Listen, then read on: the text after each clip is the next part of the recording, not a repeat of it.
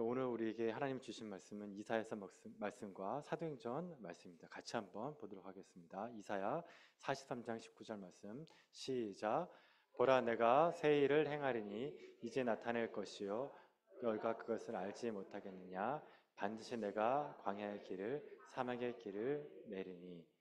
내가 달려갈 길과 주 예수께 받은 사명 곧 하나님의 은혜의 복음을 증언하는 일을 마치려 하면은 나의 생명조차 조금 더 귀한 것으로 여기지 아니하노라.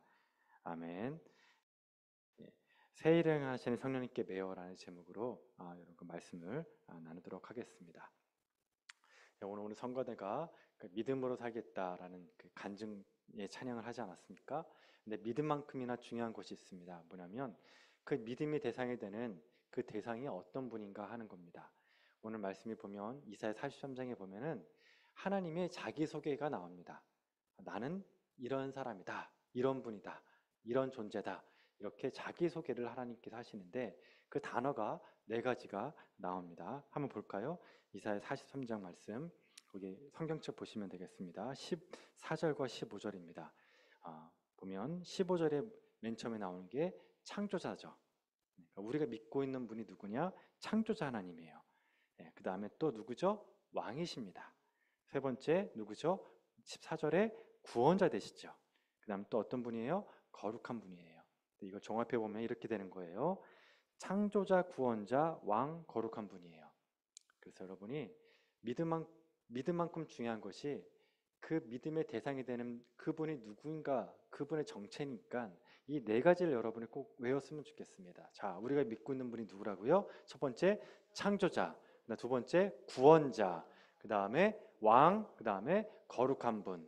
다시 한번 하겠습니다. 하나님은 어떤 분이라고요? 나의 창조자, 또 두 번째 구원자, 그 다음에 왕, 거룩한 분이에요.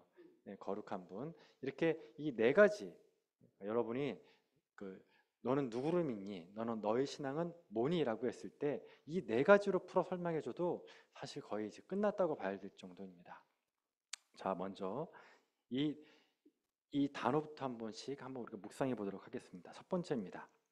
조선 말에 1880년대 조선시대 말이죠. 조선시대 말에 이세종 선생님이라는 분이 있습니다. 이세종 선생님. 이분은 천주교에서도 천주교에는 뭐가 있냐면 이제 거기에 수도사들이 있지 않습니까? 근데 개신교에도 이런 전통이 있습니다. 그 첫 번째 단추를 끼신 분이 이세종 선생님이라는 분이세요. 자, 이분이 어떤 분이냐면 원래는 머슴 출신입니다. 아주 찢어지게 가난한 집에서 태어났던 분인데 워낙 부지런해가지고 자수성가해서 그 마을에서 가장 부자가 됐습니다. 그래서 정말 부자가 됐는데, 자, 이분이 우연히 성경책을 딱 접합니다. 그리고 성경책을 접한 뒤로 회심을 해요. 그리고 장로교회에서 세례를 받고 목회자는 되지 않았습니다. 그 뒤로 그냥 계속해서 말씀 생활을 하면서 이렇게 살아갔던 분이세요. 자, 그런데 이분을 한마디로 요약하면 어떤 분이냐면은 오직 말씀대로, 특별히 산상순이 있는 말씀대로 살았어요. 완벽하게. 그리고 이분을 또 한마디로 요약하면 나를 비우고 말씀으로 채운다예요. 자기를 늘 부인하면서 말씀으로 채웠던 정말 모범적인 인생을 사셨던 분입니다. 그래서 정말 말씀대로 살다 보니까 그 많던 재산을 가난한 사람들을 다 나눠주고, 그리고 또 빚진 사람들 다 모이라 그래가지고 옛날에는 문서 같은 거 있잖아요. 문서 같은 거, 그런 걸 그분들 보는 앞에 다 태워버립니다. 그래서 사람들이 빚도 탕감해주고 재산을 나눠주니까 너무 고마워서 사람들이, 그 동네 있는 사람들이 다 모여가지고 그분을 덕을 기르는 공덕비를 세워줬답니다. 그런데 이분이 이렇게 되면 안 된다. 여러분들이 나한테 감사할 것이 아니라 하나님께 감사해야 된다. 그래가지고 공덕비를 땅에 묻어버립니다. 이렇게 살았던 분이세요. 이분의 에피소드들이 엄청나게 많아요. 이분의 삶의 이야기가 너무너무 많은데 또 그중에 대표적인 이야기가 하나 있습니다. 뭐냐면은 이렇게 재산도 나눠주고 이렇게 말씀대로 사니까 싫어하는 분이 생길 거 아닙니까? 누구였을 것 같습니까? 아내예요, 아내. 아내가 싫은 거예요. 재산 나눠주고 이렇게 사니까 사람이 180도 바뀌니까 너무 싫은 거예요. 그래서 이 아내가 도망을 갑니다. 도망을 가가지고 다른 남자를 만나가지고 그렇게 살았어요. 그랬더니 이 이세정 선생님이 그 아내의 집에 찾아가요. 바람핀 아내 집에 찾아가가지고 살림살이를 대줍니다. 살림살이를. 이렇게. 그렇게 있다가 이제 그 남편이 아니죠. 이제 바람핀 남자가 좀 지루해졌나 보죠. 그 아내를 쫓아냈어요. 그랬더니 그 아내가 오니까 돌아온 탕자처럼 또 받아줘요. 예. 그래서 그렇게 또 살다가 살았는데 이 남자가 그래도 또 성령 충만, 은혜 충만 사니까 이 아내가 너무 싫은 거예요. 그래서 또 도망갑니다. 또 바람을 핍니다. 그 도망을 이번에도 바람 펴가지고 또 갔더니 또 이세종 선생님이 그 집에 또 찾아갑니다. 또 찾아갔더니 이번에는 이 아내가 너무 화가 난 거예요. 수치스러우니까 어떻게 했냐면 그 옛날에 바가지 있잖아요. 물바가지에다가 물을 잔뜩 잡아가지고 그 선생님 얼굴에다가 확 부으면서 정신 좀 차리라고 창피하지도 않냐고 그렇게 문전박대를 하셨어요. 그런데도 그걸 딱 닦으면서 그 옆에 있던 그 이제 바람 피는 남편 있잖아요. 그 남편한테 그랬답니다.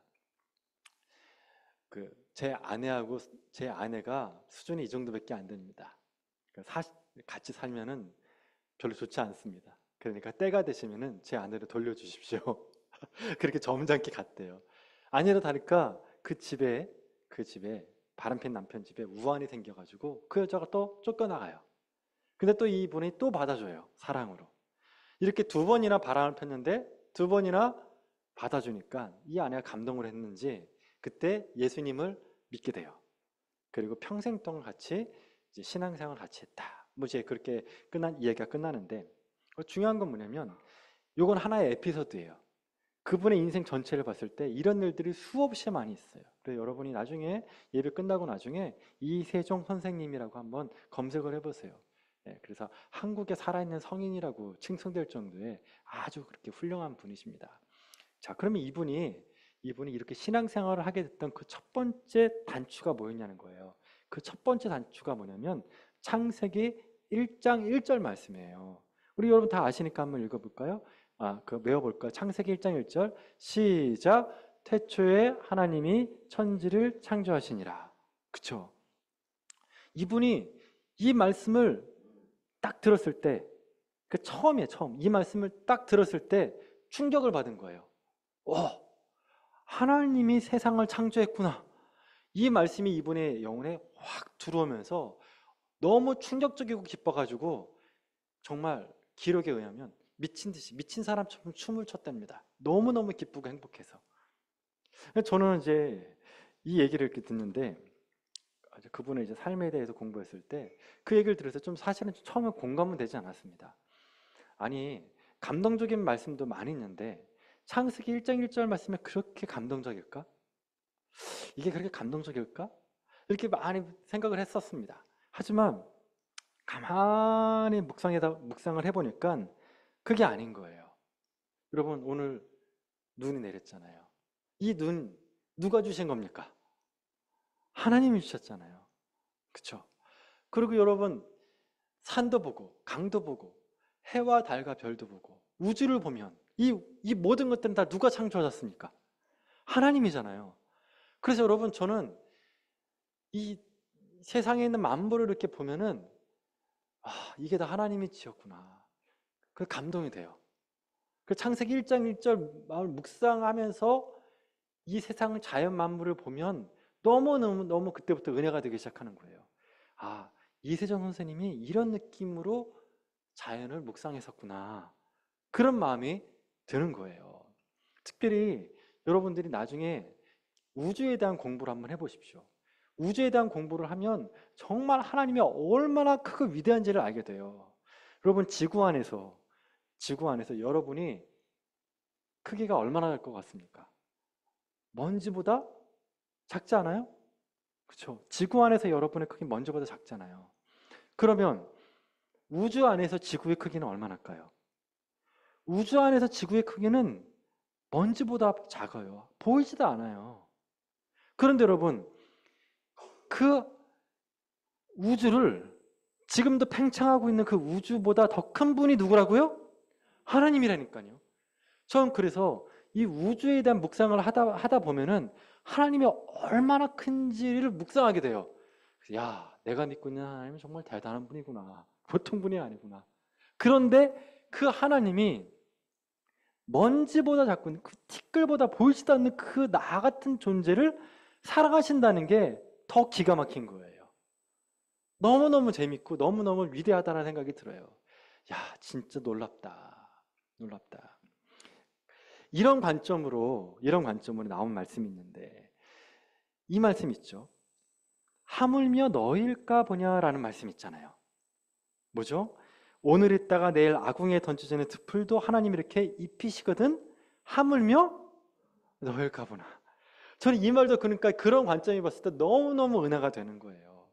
이 우주를 창조하시고 지구를 창조하시고 나를 창조하신 그 창조주 하나님이 나의 하나님인데, 하물며 나 같은 사람 먹여 살리는 게 어렵습니까? 쉽습니까? 쉬운 거예요. 정말 별것도 아닌 거예요. 그러니까 여러분, 우리가 막 지금 내 앞에 있는 문제들이 막 보이잖아요. 정말 큰 문제, 작은 문제, 가정 문제, 자녀 문제, 건강 문제, 서로 수없이 많은 문제들이 있잖아요. 그때 우리가 생각할 게 뭐다? 창조주 하나님, 우주적인 하나님을 딱 묵상하면 그 문제가 너무너무 보잘것없고 작게 느껴진다는 겁니다. 그래서 여러분, 우리가 맨 처음에 우리가 묵상해야 될 것이 어떤 거라고요? 창조주 하나님이에요.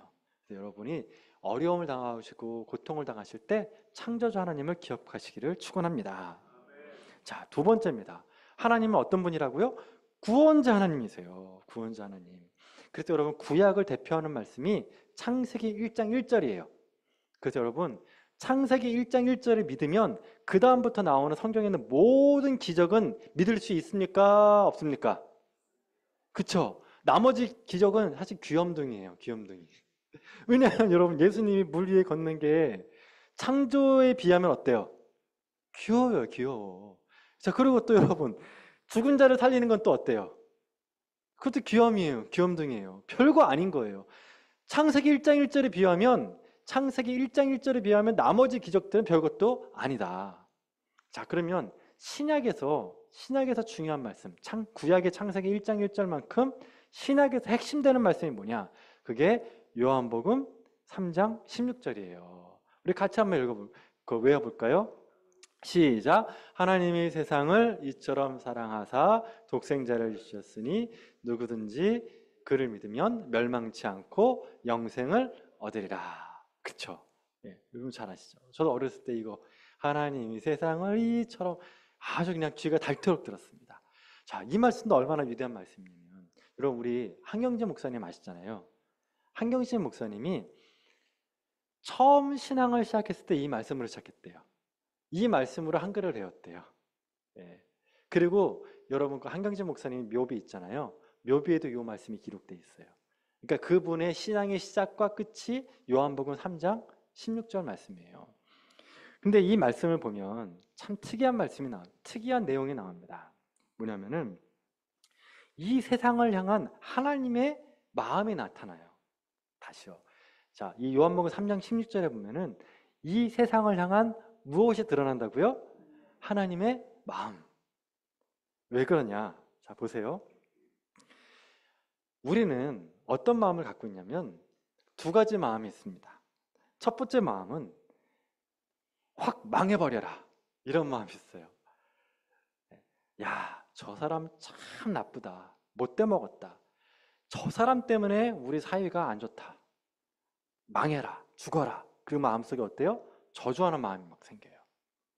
그리고 또 어떤 사람을 봤을 땐 야, 정말 법 없이도 살겠다, 세상에 저런 사람들만 있으면 얼마나 좋겠냐, 저런 사람 참 잘 돼야 돼, 축복의 마음이 있어요. 그러니까 우리 마음은 저주하는 마음과 축복의 마음이 있다는 거예요. 망했으면 좋겠다는 마음과 축복하는, 잘 됐으면 좋겠다는 마음이 두 가지가 항상 있다. 그 사람을 볼 때 이게 두 가지 관점으로 본다는 거예요. 자, 그런데 요한복음 3장 16절을 보세요. 거기에 하나님의 마음은 뭐예요? 뭐 하지 않고요?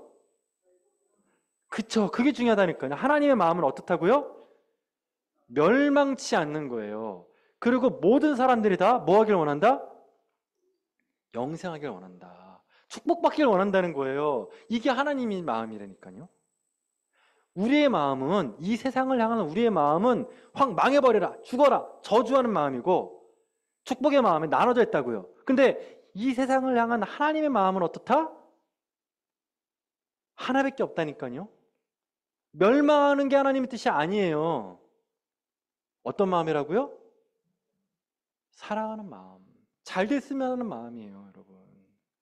만약에 여러분, 제가 저 사람을 보고 못됐어, 사회 악이야, 저 사람만 없으면 대한민국 잘 될 것 같아, 없어져야 돼, 망해야 돼 라고 제가 기도를 했다고 합시다. 주님, 저 사람을 좀 망하게 해주십시오, 멸망케 해주십시오 라고 기도를 했습니다. 이 세상에 있는 모든 악을 다 좀 제해 주십시오 기도했습니다. 어떤 일이 벌어질까요? 내가 없어져요. 내가 없어진다니까요. 나는 저 사람이 나쁜 사람인데 내가 그 기도를 드려서 하나님 그 기도를 응답해 주시면 나까지 없어진다니까요. 우리는 이런 마음을 가져야 돼요, 여러분. 제가 참 희한한 권사님을 한 분 봤습니다. 초등학교 딱 나오신 분인데 가방줄이 짧으신 분이죠. 그런데 그분한테 제가 존경스러운 마음이 있어요. 딱 한 가지 정말 존경스러워요. 뭐냐면은 제가 그분을 아는데 그분이 평생 동안 괴롭힘을 받았어요. 사기를 당했어요. 너무너무 큰 나쁜 일을 많이 당했어요, 상대방한테. 그러면 여러분, 그런 마음이 들면 어때요? 원수잖아요, 원수. 정말 저 사람 죽었으면 좋겠다는 마음이 생기잖아요. 그렇죠? 그러니까 제가 들어도 참 나쁘다는 생각이 들어요, 그 사람이. 그런데 놀라운 건 그분을 위해 기도한다니까요. 와, 어떻게 기도하냐면, 주님, 그 사람을 불쌍히 여겨 주십시오. 그 사람이 예수님 믿게 해주십시오. 천국 가게 해주십시오 기도해요. 저는 그 사람, 이런 말 하면 안 되는데 저는 그 나쁜 사람 생각하면서 그래요. 아, 교회 가면 어떡하나 그 사람이. 저 사람 교회 가서 회개하고 천국 가면 안 되는데, 그 지옥의 뜨거운 맛을 좀 봐야 정신을 차릴 텐데.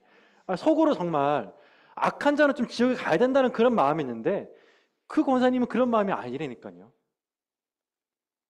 그러면서 여러분, 제 깨달음이 있습니다. 나보다 낫다. 내가 지식적으로, 성경 지식으로는, 신학교를 나와서 이렇게 목회를 했으니 성경 지식으로는 내가 그 사람보다 낫다. 그분 권사님보다 낫다. 하지만 하나님이 보실 때 마음 쓰는 건 누가 낫습니까? 그 권사님 박사님이세요. 저는 비교를 할 수가 없는 거예요, 여러분. 그러니까 하나님이 기뻐하시는 사람이 누구냐? 하나님은 마음을 담는 사람. 그래서 하나님은 저주하는 마음, 인간이 멸망하는 것을 원하지 않는다. 어떤 마음을 원한다고요, 여러분? 다 영생하기를 원한다. 축복받기를 원한다는 겁니다. 여러분, 우리들의 마음속에 이런 하나님의 그 구원자 되시는 마음 있잖아요. 구원자 되시는 마음, 그 놀라운 그 사랑이 여러분 안에 충만하기를 축원합니다. 여러분, 이거를 조금 확대시켜서 본다면 지금 여러분 뉴스 보면 스트레스를 받습니까? 안 받습니까? 네, 받습니다. 그리고 저는 유영교회 와가지고 참 좋은 것 중에 하나가 뭐냐면 정치 얘기를 안 하세요. 그렇죠? 너무 감사해요. 조금 하려고 그러다가 딱 끝쳐요. 네, 그렇게 되면 이제 어떤 결과가 나올지 알거든요. 저 역시도 마찬가지예요. 제가 정치 얘기를 하는 순간 제가 아주 힘들어질 거예요. 절대 하면 안 돼요. 네. 왜냐하면 우리는 누구 안에 하나니까요? 그리스도 안에 하나라고요. 괜히 서로를 미워할 필요가 전혀 없는 거예요. 저는 이제 지금 같은 이런 상황 속에 한 가지 떠오르는 분이 있습니다. 그게 누구냐면 가나안 농군학교 김용기 장로님이세요. 여러분 아시죠? 김용기 장로님. 그분이 새벽 4시만 되면 일어나가지고 기도를 했어요. 2시간씩. 새벽 4시부터 6시까지. 그리고 또 오후에 4시부터 6시까지 2시간씩 기도했어요. 총 몇 시간이죠? 4시간씩. 하루에 4시간씩 기도했어요. 근데 그 기도하는 장소에 딱 가면은 뭐라고 적혀있냐면은 조국이여 안심하라, 온결하여 안심하라는 말이 쫙 대문짝만 이렇게 딱 써 있어요.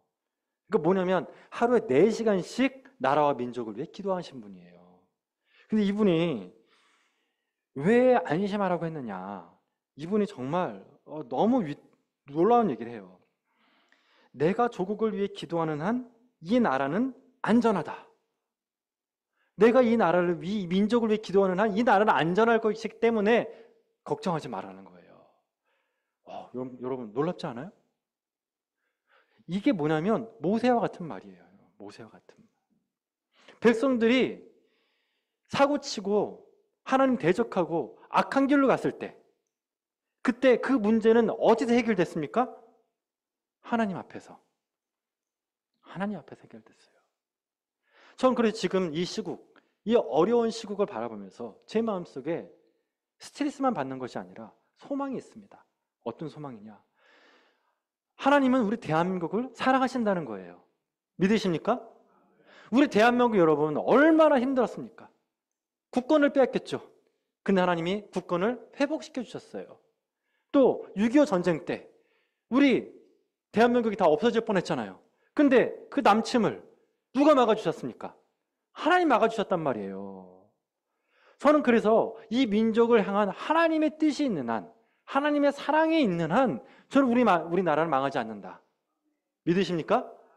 여러분 이 믿음이 있다면 모든 문제를 어디 앞에서 해결해야 됩니까? 하나님 앞에서. 그렇게 기도해야 된다는 거예요. 그래서 여러분 뉴스에서 스트레스 받으면 그때부터 뭐 하라고요? 기도하셨으면 좋겠어요. 주님, 우리 민족의 희망을 버리지 말아 주옵소서.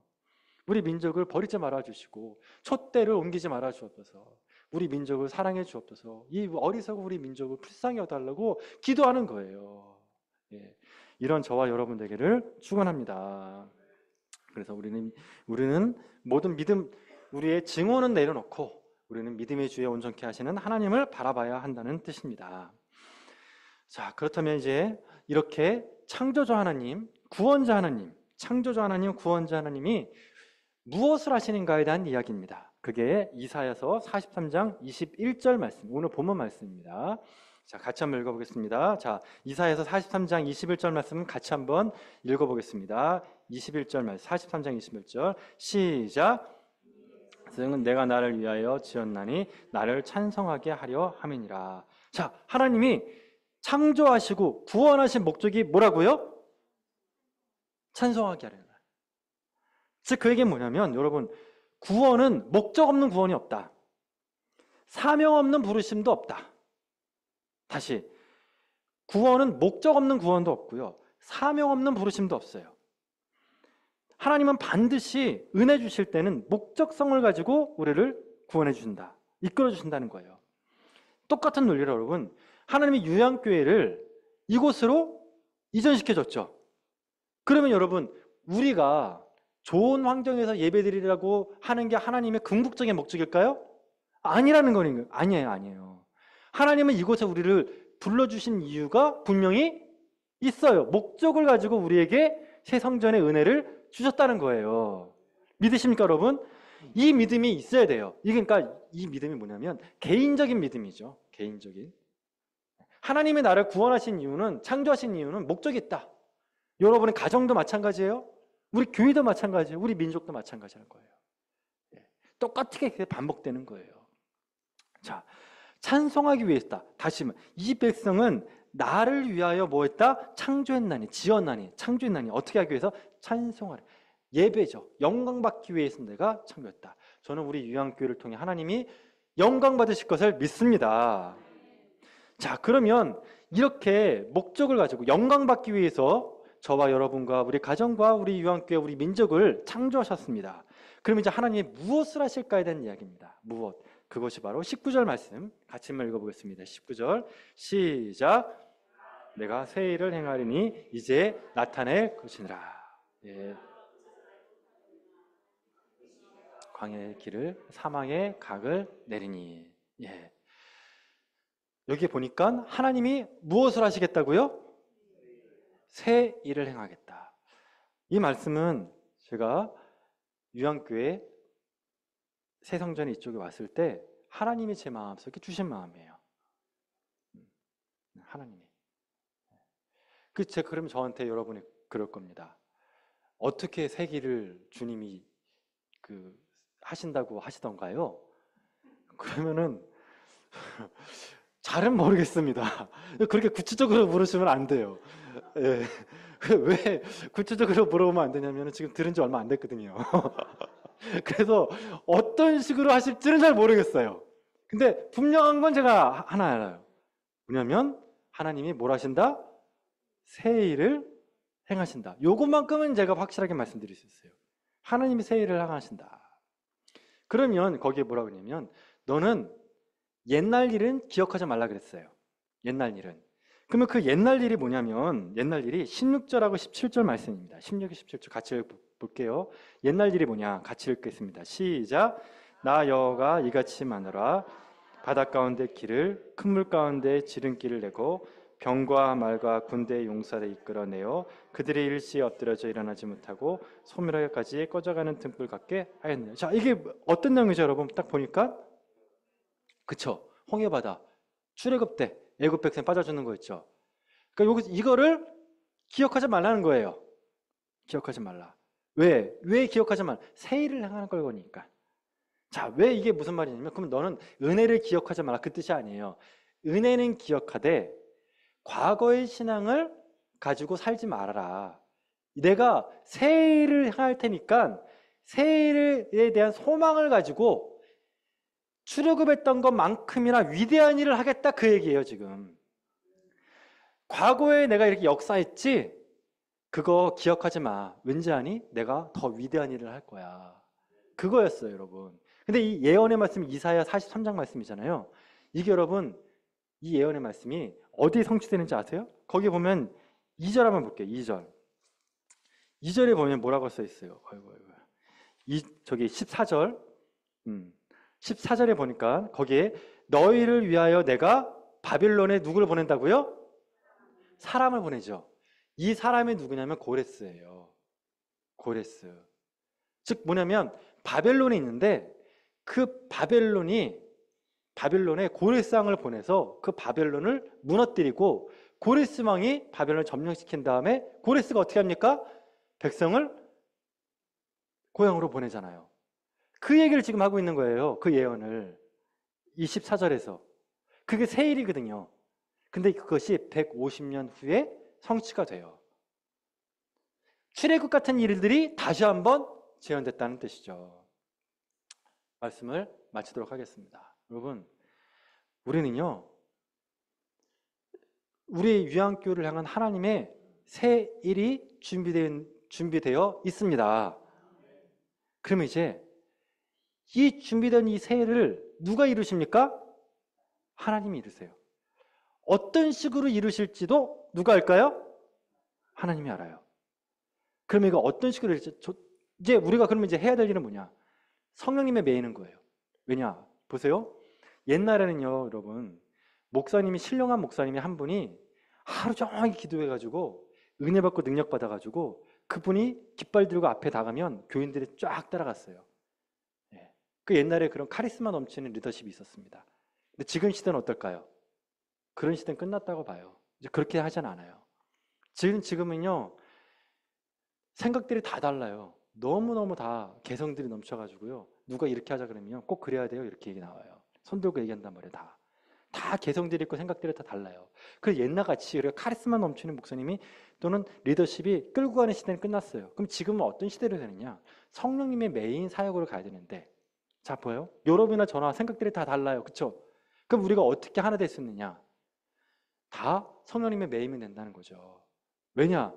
여러분이 생각은 다르지만 만약에 여러분이 생각을 성령님 안에 조율하시면 여러분의 각각의 생각들은 다 성령 안에 조율된 거죠. 그럼 성령님의 몇 분이십니까? 한 분이죠. 그렇기 때문에 우리는 성령 안에서 하나가 되는 거예요. 성령. 그러니까 제가 할 일은 뭐냐? 제가 할 일은 주님 저에게 말씀해 주시고 제 마음속에 소망을 주십시오. 그러면 제가 순종하겠습니다. 이 마음을 저만 갖는 게 아니라 여기 있는 우리 모든 분들이 그런 마음이 다 되면 어떻게 될까요? 우리는 하나가 돼요. 너한테도 그랬니? 나한테도 그랬는데 그게 주님의 뜻 같아. 맞아. 그게 주님의 뜻이야. 그러면서 마음이 모인다는 거죠.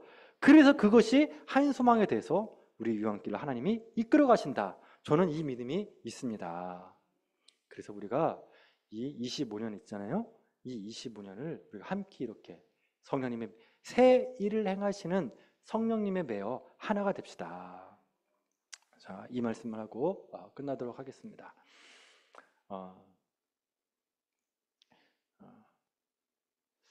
주님께서 우리 유양교회를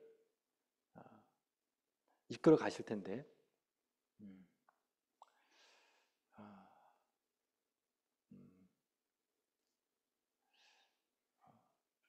정말 깊이 있게 기도합시다. 정말 정말 깊이 있게 기도하시고 여러분의 삶의 자리에 하늘이 열리면서 하나님의 나에게 말씀하시는 것을 듣기를 진심으로 축원드립니다. 그리고 올 한 해는 지금 우리 아프셔가지고 교회 못 나오신 분, 어려움 때문에 교회 못 나오신 분들 있잖아요. 그분들이 다 나오기를 축원합니다. 그리고 여기 있는 이 빈자리가 수많은 영혼으로 자리가 없을 정도로 다 채워지기를 축원합니다. 이 일을 어떻게 하나님이 이루실지는 모르겠습니다. 하지만 사막의 길을 내시고 물 위를 걸으셨던 그 예수님, 창조주 하나님은 반드시 하나님의 방법으로 이루실 줄 믿습니다. 같이 제 통성으로 기도하겠습니다.